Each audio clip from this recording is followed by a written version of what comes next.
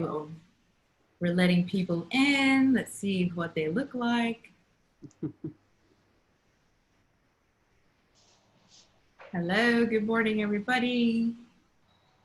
Good morning. Good morning. Hi. Welcome. Hi, good morning.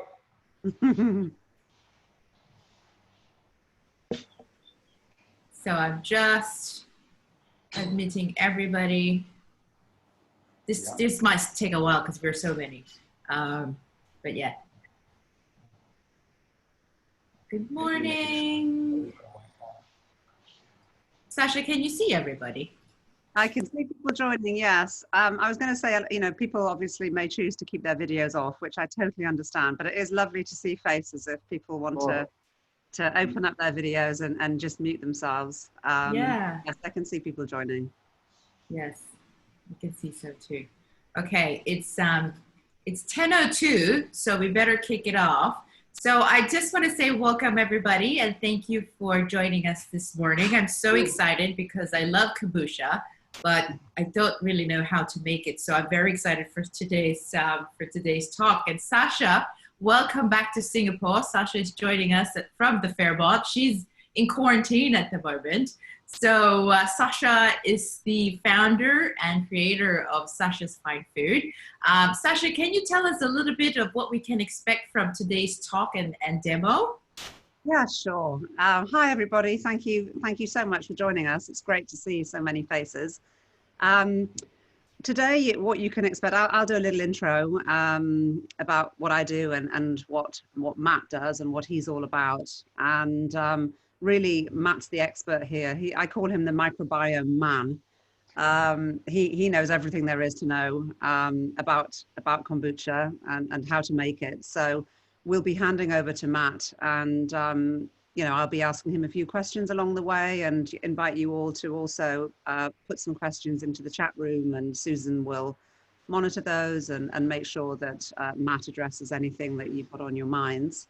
The more interactive, the better, as far as Matt and I are concerned. You know, we're here to share knowledge and to make this interesting for you all.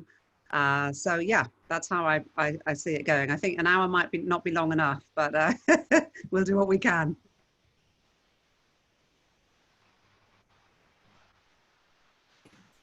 Susan?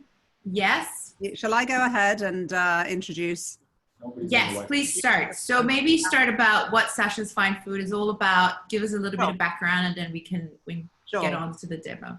Yeah, sure. Well, I'm the founder of Sasha's Fine Foods, which some of you may know is an online grocery store in Singapore. We've been going for 9 years and do home delivery of kind of really good quality, carefully sourced, mainly meat and seafood, but other products as well from around the world. I don't want to talk about that too much because today's about Sasha's Farms, which is a new enterprise that I started last year. It's a non-profit social enterprise, and I guess it's the sort of the CSR arm of Sasha's Fine Foods. We're trying to give something back, and we're trying to do something good in the food world. And this is how we see we can help. So Sasha's Farms, as I say, is a non-profit social enterprise. We go out and we find small businesses that share our values. These are small businesses that believe in putting purpose, quality, health, and sustainability before profit. So they're the small guys out there who often are running multi-generational small businesses, creating food and drinks in the way that they should be created without cutting corners, with an eye on the environment, with an eye on health. And these people often get squeezed by the big guys. You know, people, you know, if the big guys do find them, they'll say, okay, we'll give you access to a bigger market, but we're not going to pay you what you want, what you need and what you want. We're going to pay you half that. And they squeeze these people so much so that in the end, the only way they can continue is by cutting corners and cutting their costs and therefore compromising on quality. So what we do is we go out and we try and find these people that are making amazing products, and we pay them the price that they need to be paid to keep on doing their environmentally conscious work. And we offer them an environmentally conscious brand, which is Sasha's Farms, and access to a large audience and a logistics network. So this increased demand means that these small businesses can reinvest this money and grow. They can employ more people. They can support their families and communities by growing and expanding. So one of these small, amazing businesses is Core Culture Labs in Bali. And Matt is the founder of Core Culture Labs, and we think he is amazing. So I'm going to tell you a little bit about Matt. He's all about wellness.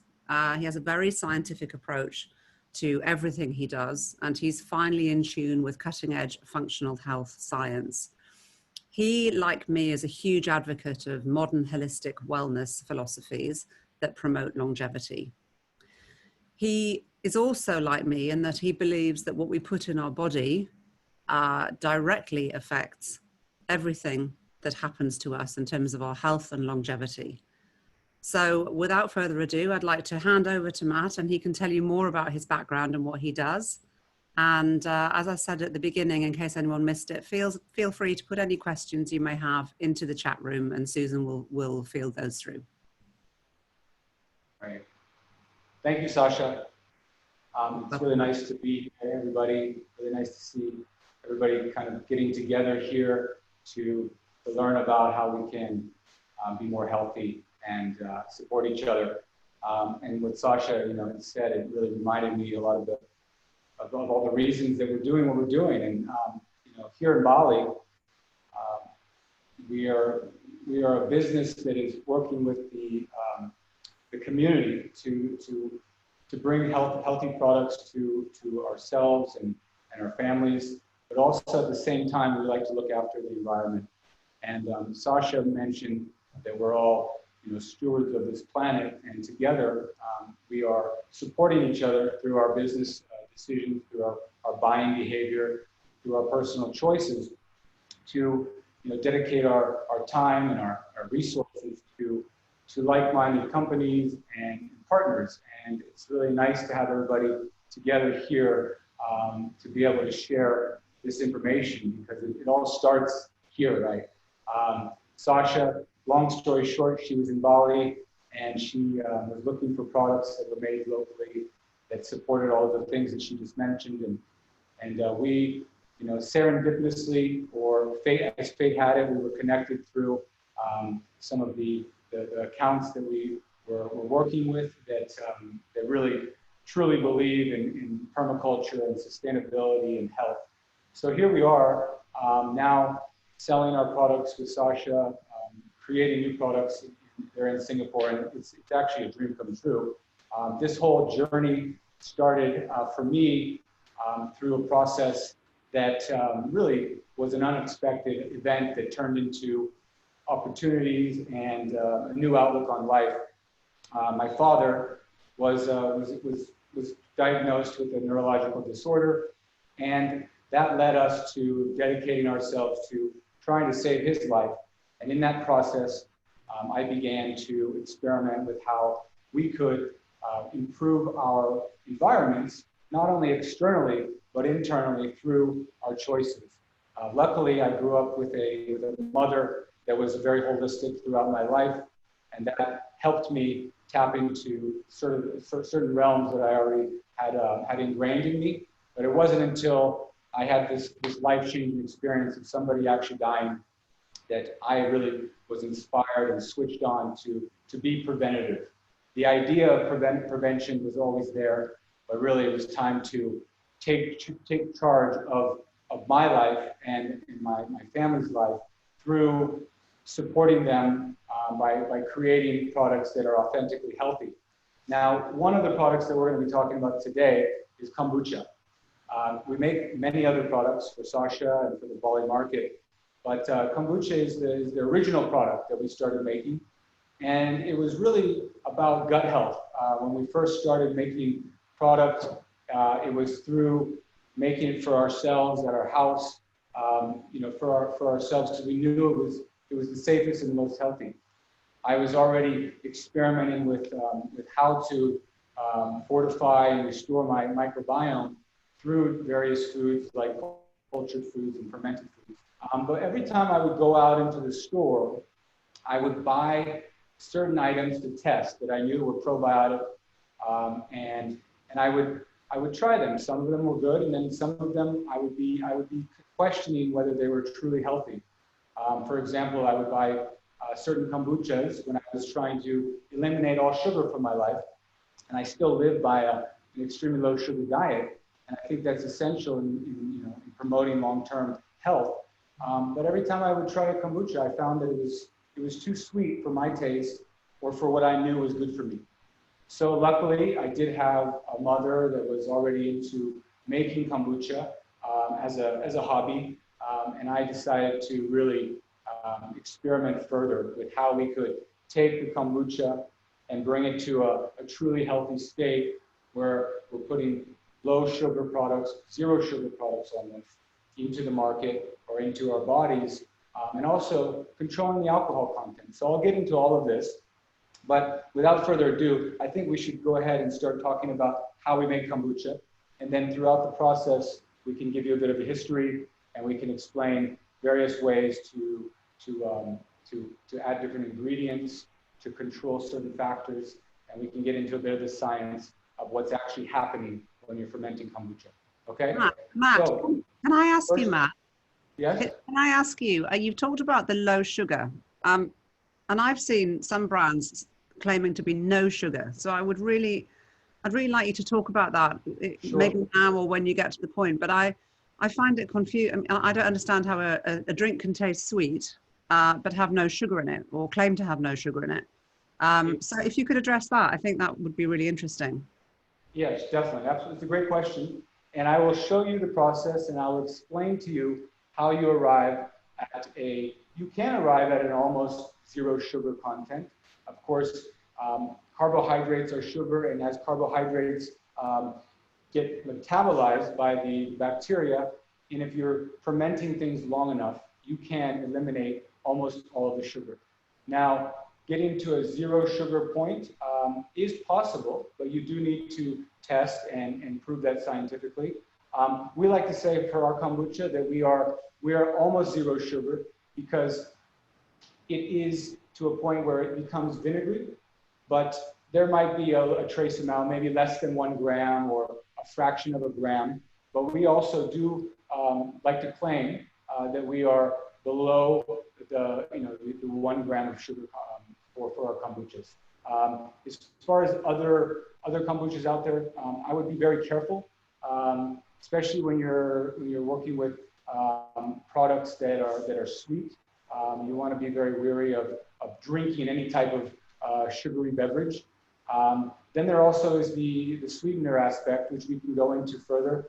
But I'll explain the process of kombucha, and we can keep arriving back at how this low sugar process occurs. And really, there are certain ways to control the fermentation process so that you are consuming all of the alcohol prior to bottling, and then also you're consuming all of the sugar as much as you possibly can, and that's the most important part about what we do. So does that answer your question, Sasha? Yeah, I think it's great, and you can explain. Going back to that because it's a very important topic. Yeah, thanks, Matt. Does everybody know what kombucha is? It's kombucha 101. It's a fermented tea. It's a culture that is basically put into a solution of sweet tea, black or green. Okay, you can use black or green tea. I recommend an organic tea. Loose leaf tea, you can use tea bags. Today we'll show you how we use loose leaf tea. One of the teas that we use for Sasha's Farms here, this is an organic barley black tea. This comes from the mountain of Kintamani, and Sasha and the team, they've been there, and we had a great time checking out how they make their tea and grow their organic farm. It's a beautiful place, and we're very happy to be supporting the farmers, especially during these tough times. Another tea that you, as Singaporeans, might also know, this is a pu'er. This is a 10-year-old pu'er. We also make a kombucha from this tea. We use green teas. We use an array of different types of teas. Every single tea, when fermented, has a different flavor profile. So one of the great things about kombucha is that you don't even need to flavor it, and you you can ferment different types of teas and you get different flavor profiles. It's almost like craft beer. When you have a craft beer, you have different ways in which you ferment different ingredients, and then you have different profiles and layers of taste and flavors. And it's really something nice to get into appreciating the flavors and the subtleties that come from the tea, okay? So we have some fresh ingredients, we have tea, and I've done a little bit of preparation here, and I'll just kind of show you what we've done here. This here is a vessel. You can have a smaller vessel, you can have a larger vessel. We call this our fermentation vessel. Now you'll see that there's some kombucha in the bottom here. This is according to the recipe that we use, and it's also a common practice, that you always want to maintain a 20% starter tea. So this is the leftover kombucha from the previous batch. So once you finish the fermentation process, you always have some of this, because that will help you, and I'll get into why, that will help you start the next batch and protect it from growing mold and things like that, okay? So what we're going to do is we're going to show you what a SCOBY looks like. And you're probably saying, what is a SCOBY? A SCOBY is a symbiotic colony of bacteria and yeast. So basically a SCOBY in other types of fermentation is the inoculant. Okay, this is the living culture that comprises what kombucha actually is. Okay, in every type of fermentation, actually you have cultured products, you have cultured ferments, and you have general fermentation, which is lactic fermentation. This is a cultured fermentation. So like yogurt, you add a culture of bacteria into the nutrient solution, which is milk. The nutrient solution here is tea with sugar. And we use raw organic cane sugar for our kombucha. You can use other types of sugar, but the most important thing is to use a sugar that is not contaminated, and it's, typically kombucha likes a more organic white sugar. You can use different types of sugars and experiment with them, but you'll find that, and I think the sugar topic is very important to talk about, because let's remember, the kombucha and the SCOBY eat the sugar. The sugar is not intended for us. It's not intended for you, okay? It's something that we want to let ferment so that it actually does its job and consumes the sugar throughout the process so that we are not eating the sugar. So don't get scared about adding sugar, which we will add, and it will look like a lot, but that sugar will no longer be there if fermented long enough and properly, okay? Matt? So, yes. Matt, can I just ask you, someone's asking about whether coconut sugar is okay or honey. Yes, okay, good question. So coconut sugar is okay and it can be used, but what you would need to do is you will need to adapt slowly, gradually, your SCOBY. You would get a SCOBY from a friend or you would buy it, and then you would start with maybe a 30% coconut sugar and 70% white sugar. And then as the process takes place and you see that it's reacting well and there's a new SCOBY generating, which I'll also get into, every time you make a new batch, you'll get a new SCOBY, okay? So as long as the SCOBY is still living and creating a new SCOBY, then you can start to wean it off of the whiter sugar and maybe get to a full coconut sugar. But one thing that you need to be careful of is coconut sugar has a lot of minerals and other ingredients in it other than just the sugar. So it can lend to inconsistencies that you will need to make sure you monitor. Okay, it could allow for different changes in pH or different particulates that you might not have intended on using. And let's remember, we need to give the SCOBY exactly what it loves best. It's not about what we love, it's about what it loves. And so that it's the most pure form of something is always ideal. But yes, to answer your question, coconut sugar is possible. And honey you can use, but honey would make a different type of product, okay? That would be called a June. And you would take a June culture, okay? And then you would use the honey as the food for the June, okay? It would be a a completely different product, and it's a great question because that's also something that is fun to play around with. All right? Matt, sorry, Matt, we have just going back to the tea question. Does the quality of tea matter at the end product in respect to fermentation, or is it just important just for the flavor, like the tea quality? Good point. So I'll start in order. The most important thing is to have pure tea. Loose leaf or a fine tea is fine. You need to make sure that you strain it properly. There's no sediments. There's no little pieces of tea left over. And then also, I would recommend an organic tea, definitely, because it doesn't have any chemicals in it that will affect not only you, but the SCOBY. The SCOBY is very sensitive. It's a living organism. So you want to make sure that you're not putting things in there that are going to disturb and compete with what's going on in there. So organic teas, green or black, there's many different variations of green and black teas, okay? So you can go into, different types, oolong or jasmine tea, or all of these different types of teas are derivatives of either green or black tea, but you must use a tea from the Camellosensis plant. Okay, because kombucha likes also the caffeine. The caffeine and the tannins in the tea are essential for kombucha to ferment and for the SCOBY to thrive. So going into herbal teas or flowery teas, all of that, they can cause problems and they won't give the SCOBY what it needs to thrive. So also one thing to be careful of is that if you're going to add things later on to flavor, that's great, but adding flavoring or any type of ingredient that might have oils in it or other contaminants, anything outside of the tea and the sugar is really what you want to prevent when you're doing your primary fermentation. This is called the primary fermentation. It's the first step and it's the longest step.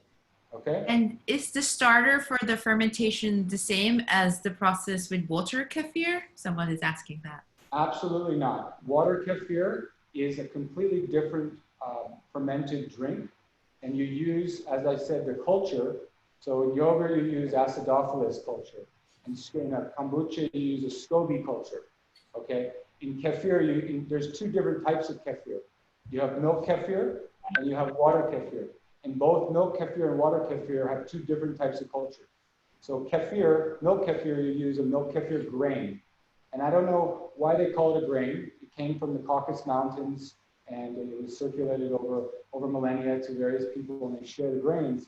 But grains are essentially a SCOBY. It's a symbiotic culture of bacteria and yeast as well. So kefir grains, for the dairy, they eat the lactose. Instead of the sugar, dairy kefir grains will eat the lactose as their food. So when you ferment milk and you use a milk kefir grain, the grain eats the lactose and then it becomes a low lactose product, which means lactose intolerant people, most of them can tolerate kefir, milk kefir. So because you're fermenting away that irritant. And then also for kefir water, you'll use a completely different grain. And that's a water kefir grain, and that likes sugar, just like kombucha. Okay? Okay. One last question. Yes. Can you ferment the tea without the SCOBY? No. No. No, you cannot. Yeah. You cannot make kombucha without the SCOBY. You might be able to ferment a tea into some other wild fermented drink using the natural yeast like you would a root beer or something like that. But you would not be getting a kombucha from that. Right, got it. Yep. Yep. All right, moving on. So here we have the starter, and I'm going to show you. I have some gloves here. You don't need to use gloves, but I'm going to use gloves today.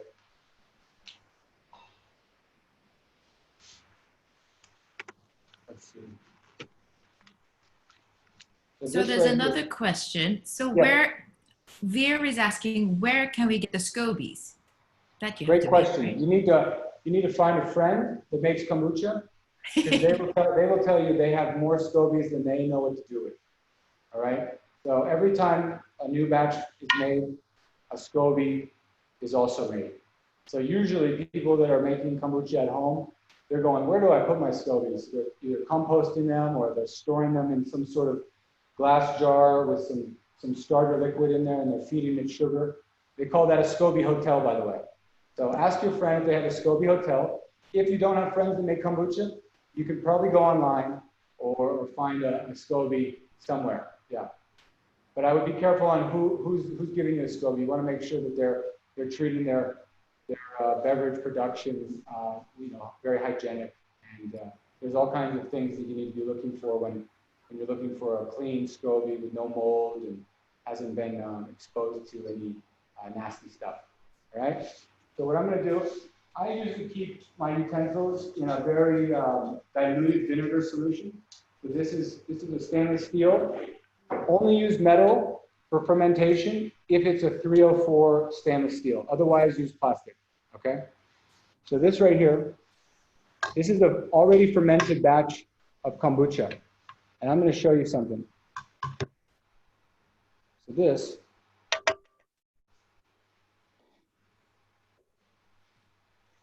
right here is a SCOBY.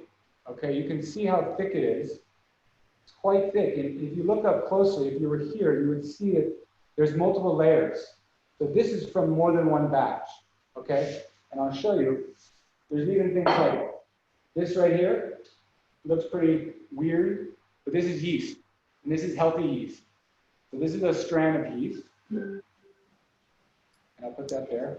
And so this Sorry, Matt, I know you have assistants around you. Can you just let them move the microphone near you?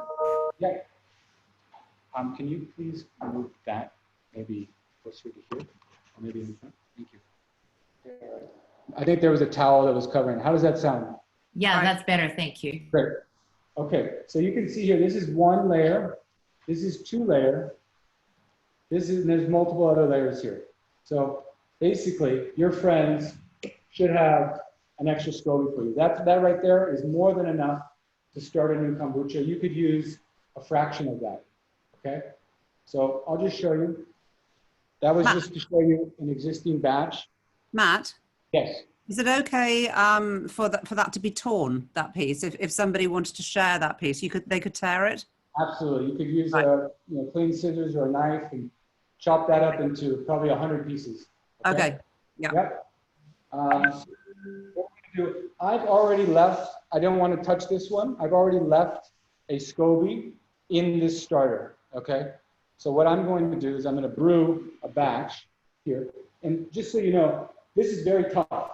This SCOBY is made of a gluconic membrane. It's a cellulose membrane that the kombucha, once you inoculate with the SCOBY, the sugar and the tea, there's an instant reaction and it becomes the home for this new colony. Okay, and the first thing it does is goes, oh, this is great, I have now food, and now I'm going to start to protect the surface. So it develops a membrane on the surface so that it protects its food and it can keep it safe, okay? And so that's what happens. And I'll walk you through that as well, all right? So, Matt, Anita is asking, what exactly is a SCOBY? Some kind of fungus? No, and that's a good point. So it's not a mushroom. A lot of people call kombucha mushroom tea. It's not a mushroom, and it's not an alien. Okay, it's basically made from cellulose. It's just an organic development that is a byproduct of the bacteria and the yeast that are creating this film to protect itself. And it's really something that is just made of cellulose. Okay, it's quite simple, and it's a living organism that has certain microorganisms that are coming from the kombucha itself. Okay, there's S. boulardii is a type of bacteria that is a variety that is specific to kombucha, and so that helps promote the growth of the SCOBY. It's unique to kombucha because of the SCOBY. And if you think about vinegar, when you make an apple cider vinegar, you always need to have some sort of carbohydrate that you ferment. So that's the food for whatever culture. And apple cider vinegar, you use apple juice, it has carbohydrates in it, and you use something called a mother. What is the mother? Well, it's a SCOBY for vinegar, for apple cider vinegar. And you'll see it's floating in there. That's the vinegar mother. So this is basically a kombucha mother, similar to, we're actually making vinegar. This is another form of vinegar. It's a tea vinegar. And we'll get into that as well, because the vinegar is actually one of the most healthy properties of kombucha, and it's one of the most reliable, non-anecdotal. It's the reason, one of the main reasons why we should be drinking kombucha, okay? So, is there any other questions? Feel free to shoot them out, and I'll just keep going. Yes, I got one actually. For impatient people like me who don't really have time to wait for the SCOBY, can I buy it somewhere? Or you, Sasha, do you sell those? No, we don't sell live SCOBY. We only sell the finished product. Right. Okay. It's quite hard to keep it alive and in a very healthy state. It requires constant attention. Sure. People are making all kinds of crazy things from SCOBYs. They're dehydrating and making leather. Vegan leather is one byproduct of the SCOBY industry. So yeah, go ahead and check online. There's all kinds of stuff going on. But in the meantime, this is a tea. Okay, this is a Bali organic black tea, and this is a 13-liter batch. Okay, so you always keep 20% starter. So this is 2.6 liters of starter that is sitting here. So here's the recipe. If you guys are taking notes, 20% starter. Okay, if you don't have a starter, I'll also teach you something. Okay, you want to make, right now we're making a 13-liter batch. So this is the remainder. So this is 10.4 liters or so. And this is something that you really need to be careful of, because you make a tea and you strain it. You want to make sure this becomes room temperature or colder. Okay, you don't need to have it cold, but you don't want it hot. If it's higher than a body temperature, 37 degrees or 36 degrees, you don't want that to affect the SCOBY. It will kill the SCOBY and you will never get kombucha. Okay? So what we're going to do is we're going to take our sugar, and I'll tell you the ratio here. This is the raw cane sugar. I've already pre-weighed this. So this is 35 grams of sugar per liter of total kombucha that you're making. So for example, this is a 13-liter batch, 13 times 35. Okay, you have 455 grams, I believe, somewhere around there. And that's what I've weighed. So depending on how big your vessel is, you could have a smaller vessel. You just multiply. You can use 40 grams, 35 grams, but around there is the healthy mix for the SCOBY. You don't want to go too low. And the amount of sugar that you use will affect the fermentation time. So 35 grams, we usually ferment for about 1 month almost, give or take, depending on the weather, the temperature. But we do have a controlled environment. So that's one of the things that you'll probably read online, or you'll probably hear from somebody, that really varies as far as how long people ferment their kombucha. So I'm going to take this, I'm going to put it in here. Okay? And then I'm going to use this, and I'm going to stir it. So Matt, Kavita is asking, what about the sugar that is already in the starter tea, assuming 13 liters includes the starter tea? So good question. The starter tea, the only way that this would be considered good starter tea is that if it's sour enough, if it's vinegary enough. So this is the end of a batch, and you want this to be extremely vinegary, okay? Which means that there's not any sugar in it really, okay? So the sugar is only as it relates to the entire volume that you're creating. So you don't need to worry about the sugar in the starter. And the starter needs to be very vinegary. Otherwise, you could have mold. So if your starter is not fermented enough, then it will not act properly as a protective against mold for the new batch. So in order to prevent mold, there's a few things that you can do. The most important thing is to have the pH, the acidity, be correct or low enough, okay? So for mold to not be having the environment that it needs to grow, you need to have below 4.6. We're always way below 4.6, okay? Our kombucha, usually when we harvest it, is between 3.2 or 2.9 and 3.2. That's usually a finished kombucha for us, okay? that means that it's pretty vinegary, the sugar's gone, and the acidity is enough that it's going to preserve itself indefinitely, pretty much. Okay, so especially if you put it in a cold environment. But regardless, vinegar is one of the oldest preservatives. Alcohol and vinegar and salt. Vinegar, because of the pH, it prevents any type of mold, especially botulism. Right. Okay. So Lucy is also asking, can you put the sugar in the tea when it's hot? Yes, you can, and that helps it dissolve faster. Okay. There's many different ways you can do this. I'm just showing you one way. You could put the sugar in there. You could remove the SCOBY. You could put the sugar in there. You could put the tea in there. You could stir it and then add the SCOBY back in. I'm just going to, since I have my sugar, I think it's all diluted. I mean, it's all in solution, dissolved. So now I will be able to pour this in here.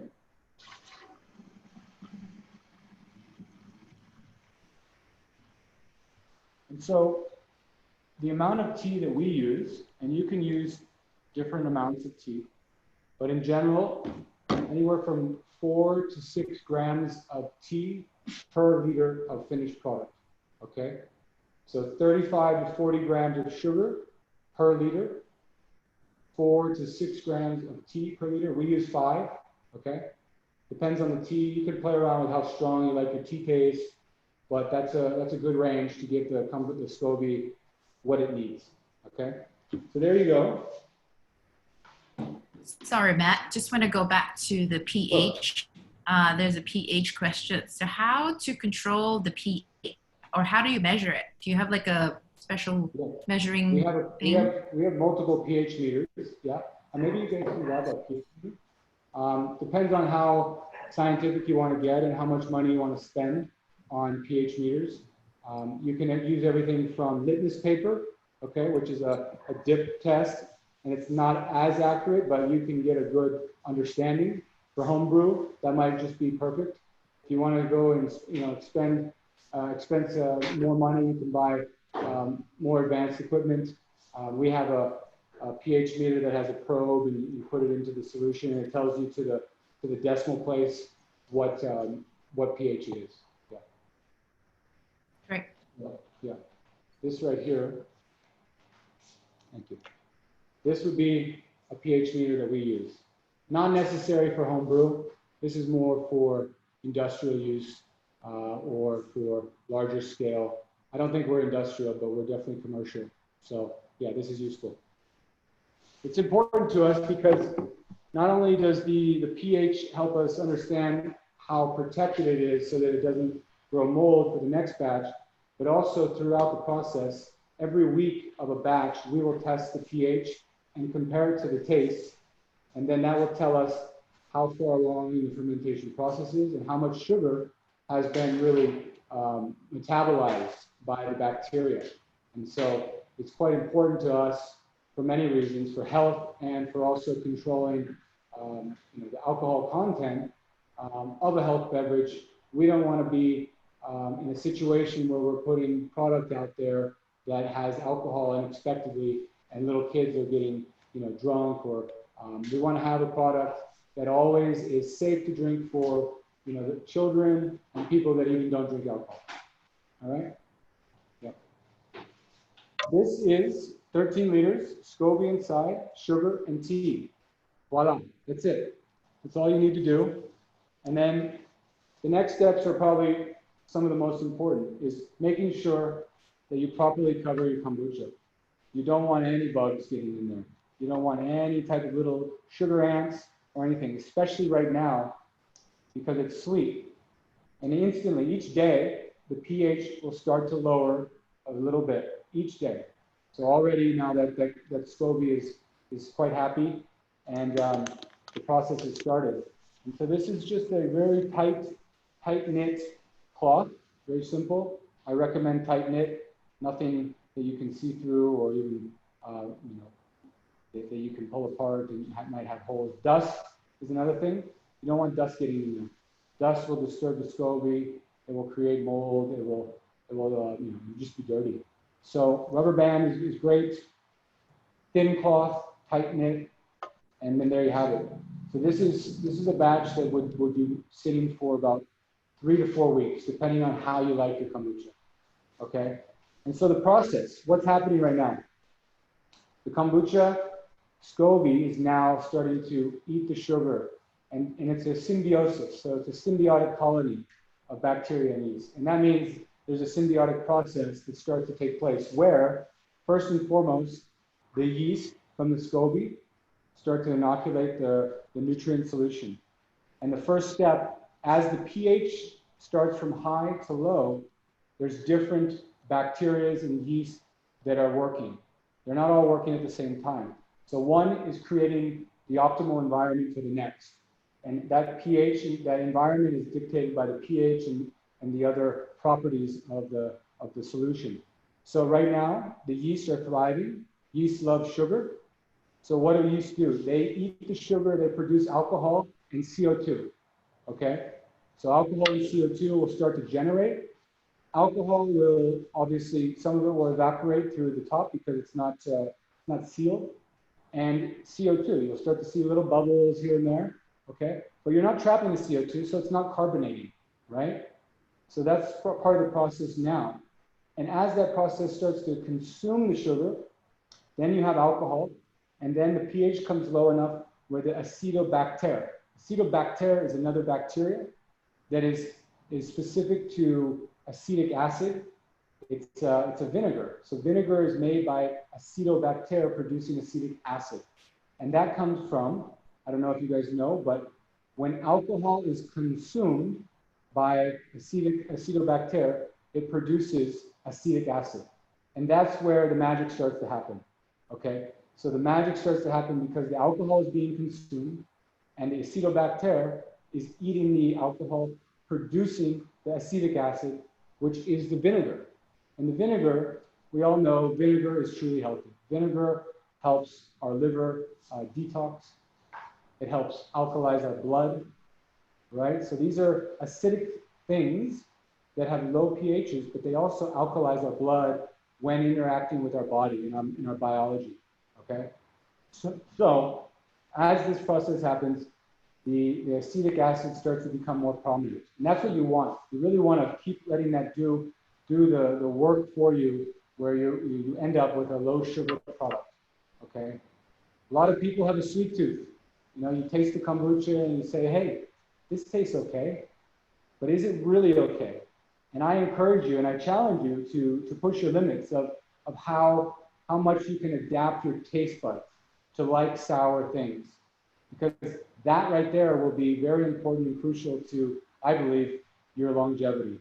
Because if you're adapting your taste buds to not always go for this quick sweet fix or mask something that is sour with something that is sweet, then you're going to be doing yourself a favor and you're going to be adapting your taste buds so that they can handle what is truly healthy.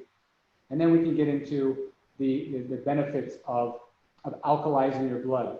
I think that, and I'll just say real quickly, there's a big misconception on alkaline versus acidic. A lot of people are talking about alkaline waters and alkaline foods, but really, when you put alkaline into your body, right, because you think that that's going to alkalize your blood, it's not the case, okay? We have naturally acidic environments. We have our mouth, we have our armpits, we have other types of genitalia, we have our stomach. That all are acidic, and those are all because of bacteria producing certain acidic byproducts that protect the environment from pathogens.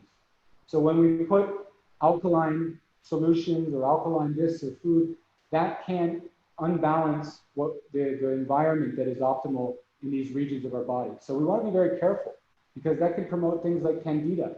You don't want to be drinking alkaline water thinking that you're going to create an alkaline blood, but you're alkalizing your stomach acid and it's not able to digest your food properly. And then all of a sudden you're getting things like candida and whatnot.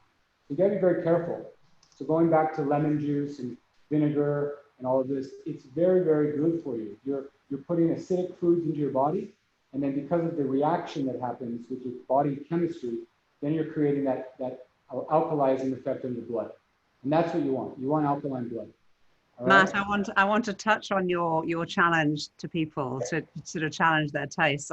and Please. share a story. My son, who's 15, he used to drink another brand of kombucha before we started Sasha's Farms, and it was a sort of mass-produced one, and it was still low sugar, but it was much sweeter than ours. And he tasted it first and kind of said, "Oh, that's a bit sour." And I said, "Just keep trying it." And it took 3 days for his taste buds to change, and Oh, really? he now drinks it hours every day, and it's perfectly sweet enough for him. So it's really interesting to see that sort of experiment playing out. And actually, it only took 3 days. That's great. That's great to Yeah, hear. he's a fan of the summer berries, which is probably, one of our sweeter ones, even though it's still very low sugar. And he drinks it every day, and he now wouldn't go back. And he tastes the other one, and it tastes too sweet. Yeah. No, great point. And that reminds me of flavoring. So for example, this is summer berries. This is what we use to flavor Sasha's Farms summer berries products. And why I really love summer berries and the lychee is because we don't add fruit juice, we don't add essence, we don't add an extract. It doesn't add sugar, okay, to the kombucha. It adds the properties of the berries. So you get the aroma, and it tricks your mind into thinking that it's slightly sweet or sweet enough, and you get that sensation, and you're really not drinking anything that is overly sweet or sugary. And that, really quickly, I put this here because for home brewers, if you're going to be making your own kombucha, you're not going to be doing what we're doing, and I'll tell you why. Because unless you have carbonation equipment, we carbonate our kombucha because when we ferment it, we don't have any more sugar left over, right? And if you're going to carbonate using a jar or some sort of bottle, you need to have sugar left in it, or you need to add more sugar so that the CO2 produces, and then it pressurizes enough where it dissolves into the liquid. And when you do that, unfortunately, you create alcohol. So if you want to drink, an alcoholic kombucha, you can definitely do that very easily at home. But what we do here is we really ferment that first fermentation a lot longer. So there's it's a tea, more of a vinegary tea that has all of the health benefits in it. And then we have to actually add the carbon dioxide back into that. So that's how we get this really shelf-stable, non-alcoholic, non-sugar beverage. But going back to, if you have a bottle like this, a swing top, they're brilliant. You can take your kombucha, maybe 3 weeks or 2 weeks, depending on how you want it. And you can grate ginger and turmeric, and you can have different types of fruit juices, citrus, and you can add that into here, okay? And that will add sugar, that will add flavor. And then you would let that sit for maybe 1 day, and then you would make sure that you burp it, okay? That's called burping your kombucha bottle. And that will help make sure that you don't have an explosion and none of your kids get injured from broken glass, okay? So you want to burp it, and then you probably let it sit for another day. Around 2 days, I would think, depending on how sweet your kombucha is. And then you would want to put that into the refrigerator and let all of that gas and that pressure lower before you open it. And you should have a carbonated kombucha, okay? You can also use things like SodaStream and these types of CO2 home contraptions that you can use to, if you wanted to kind of emulate what we do, you could do that. This is lastly, not lastly, but if you have any questions, that's fine. But this is vinegar. If you don't have a starter like I have, and sometimes it's hard to know if you don't have a pH kit, or if you don't have kombucha from somebody that you know is sour enough, and you're doing it for the first time, you really want to make sure you don't get mold and you protect it. So you can add distilled white vinegar to, say, the first batch if you don't have starter. And that will help protect it and set the pH properly, okay? Because sometimes if you buy a store-bought kombucha, and this is a problem, a common problem, is that how do you get your starter? You either get it from a friend or you buy it. When you buy it, there's two things that you need to consider. Is it pasteurized? Because if it's pasteurized, it's not alive, and then it won't work, okay? And you're not getting all of that living goodness to help your system, but also it won't work to regenerate the SCOBY. Okay, so you need to check and see if it's pasteurized, and then also if it has flavoring, that might get in the way as well. So if you're going to buy a store-bought kombucha, you need to buy an unflavored kombucha that is living, and it needs to be low enough in pH. Quite complicated and difficult. So if you're not able to verify all of that, I recommend using some white vinegar in the beginning until you have a grasp of it. And then you'll use your starter because you know you made it and you know that you can verify that it's sour enough, okay? So if you're going to use vinegar, it's 1 tablespoon of vinegar, white distilled, must be, not apple cider vinegar, not red wine vinegar, white distilled vinegar per liter, 1 tablespoon, okay? Matt, I know there's a lot of questions coming in. We've kind of put them to the end because of time, but we'll try and get through them all. I just want to ask a couple of things that are on my mind. One is live cultures. So should a kombucha have live cultures, and what does that mean? And also, I think just touch on the SCOBY that's sometimes in the drink, you know, and the fact that that's safe to consume. Yeah, okay. So all kombucha, if it's living and if it's not pasteurized, pasteurized means you bring the heat, the temperature up to a certain degree and it kills everything. They call that a kill step in beverage production. And we don't want a kill step. We want to have our kombucha and all of our other fermented products living so that they can interact and feed our microbiome, okay? In kombucha, you have, as I showed you, you have yeast. That would be yeast. And you know, you probably won't have a lot. Sometimes you'll have a little.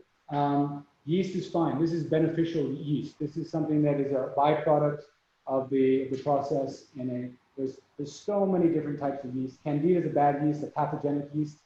The kombucha yeast is something that supports our immune system, okay? And the SCOBY is something that you most likely will never get a full SCOBY in a bottle. But you might get a little tiny bit of a slimy looking particle, and that's totally fine too. A lot of people take their SCOBY, chop it up, and eat it in a salad. So there's all different ways that you can use SCOBYs to your advantage. But in general, you know, the bottom of the kombucha might have a little bit of yeast. You might have a little bit of SCOBY in it, and that's totally safe and fine. All right? Yeah. Anything else?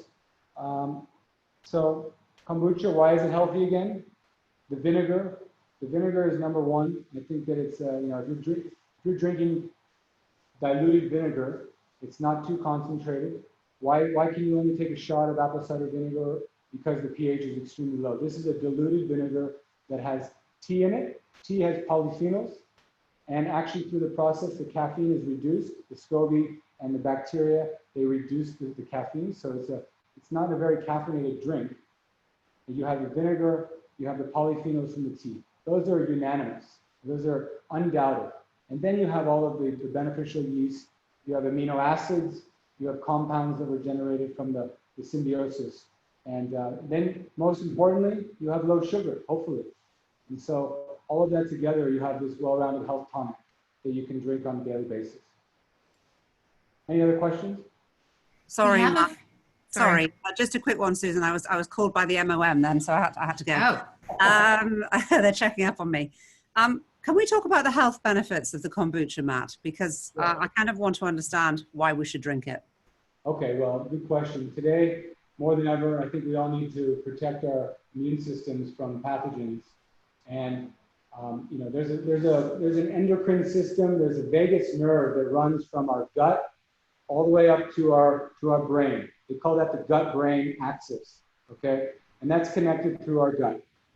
And there's new research that has proven that the majority of our serotonin is produced and activated through our gut, and then our brain becomes happy because of this reaction in our gut is supporting our well-being through what we put into it. And how? By the microbiome, all of our microorganisms remote controlling us from our gut.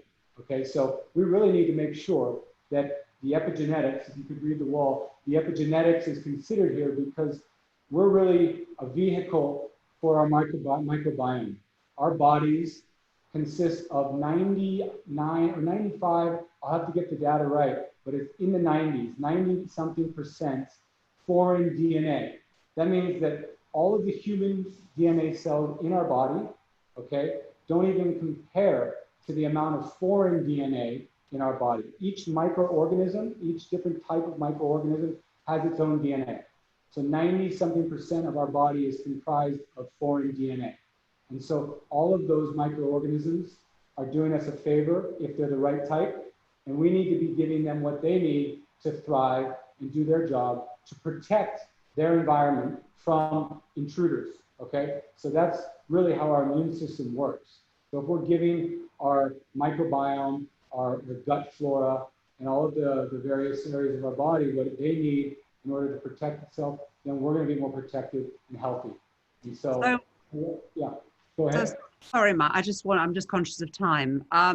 If people here are making their own kombuchas at home, are they going to get all of the health benefits? I mean, yeah, I don't want to plug Sasha's Farms, but we know the health properties that are in the products you make for us.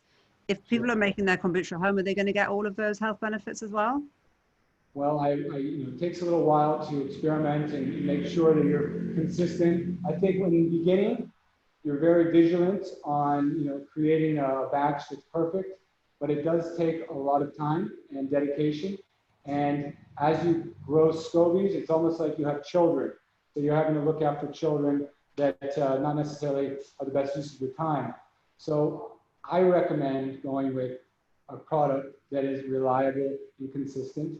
But if you're the type of person that's a DIY person, highly recommend trying it yourself, getting into it, understanding how it all takes place, where it's sweet, when it changes, and how long it takes to get to a really truly non-sugar state.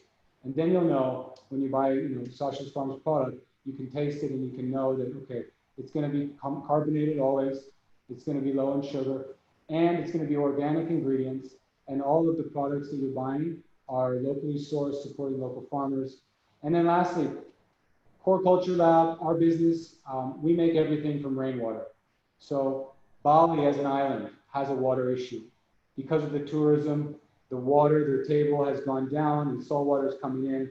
And me being a permaculturist, I'm dedicated to making a difference with the environment and using our business as a platform to demonstrate how businesses can be more sustainable and how we can also have an impact on the communities. So that's really one of the most important things for us as well, is to show people that you can use rainwater, you can filter it properly, you can test it, and it's a beautiful product. Yeah. Thanks, Matt. Susan, I'll let you handle the rest of the questions because I don't want to leave people feeling. No, absolutely. Thank you. Aisha is asking, is it all right to keep the SCOBY in the fridge if you are not using it straight away? Or will it be, yeah. How do you store your SCOBY? So if you're going to use a SCOBY, you need to make sure you're giving it food. You're not going to immediately brew another batch. You need to give it enough sugar so that it can live. Okay. If you store a SCOBY in really vinegary starter too long, it will die.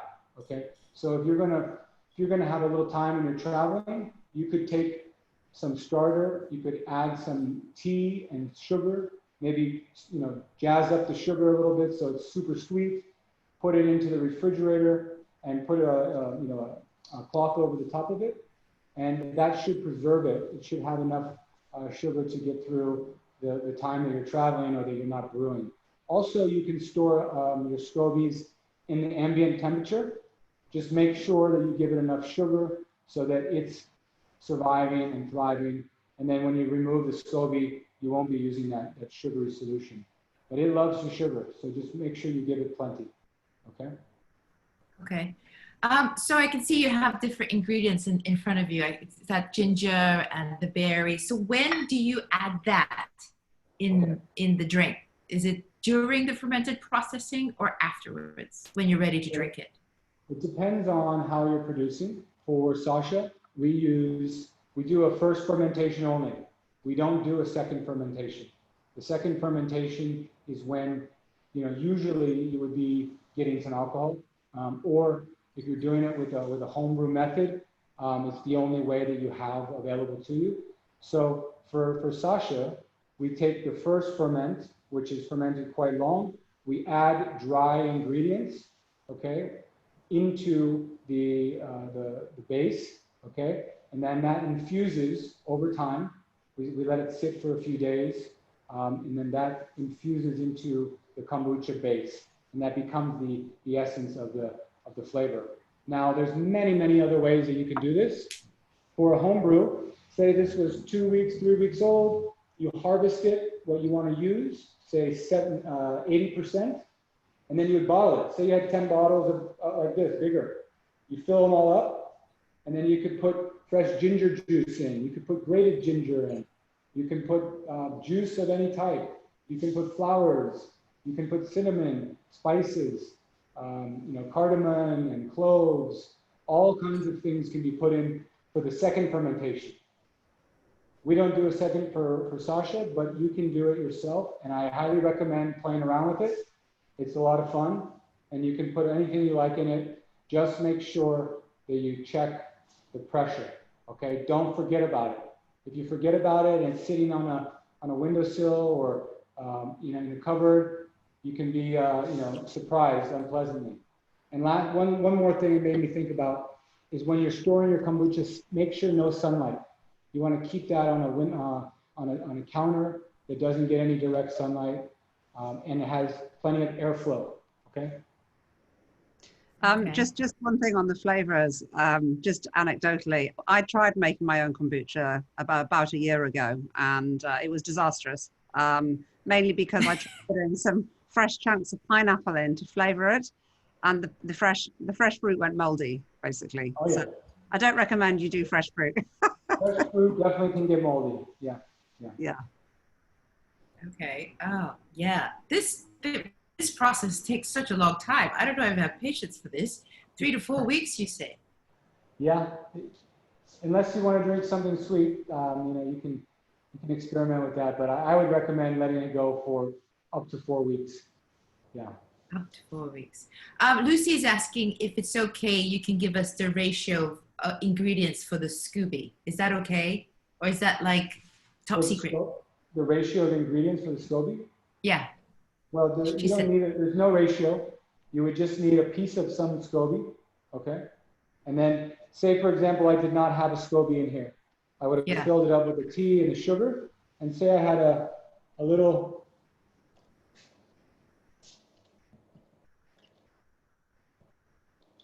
I could use that. I could put that in there. I could use half of that. That would work.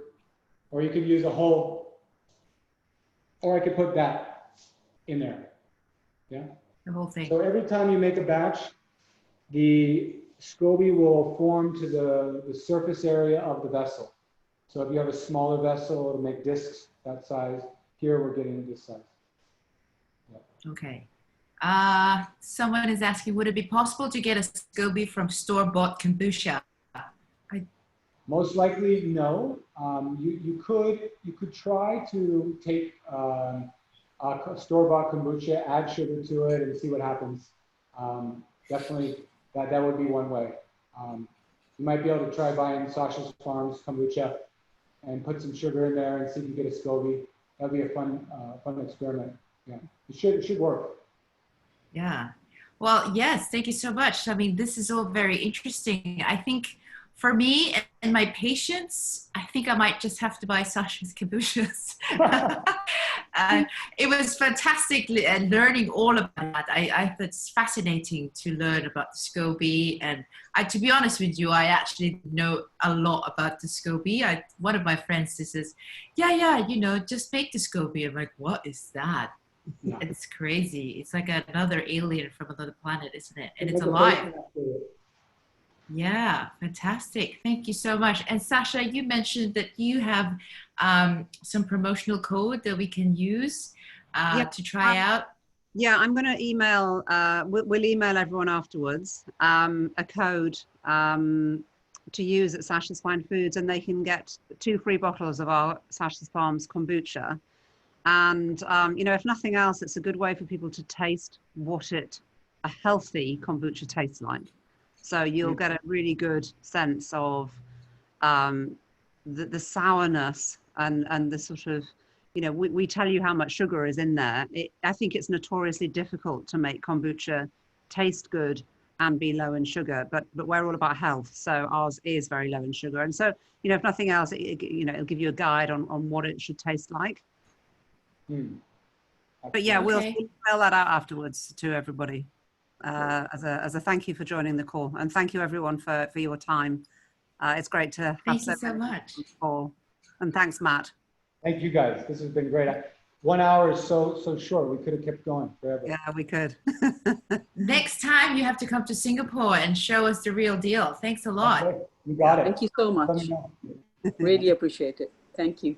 Thank you. Thank you so much, everybody. Have a great day. If you have any more questions, just email me and I'll forward it to Matt and Sasha. And you'll get an email from Sasha a little bit later about the promotions and the offers that she has.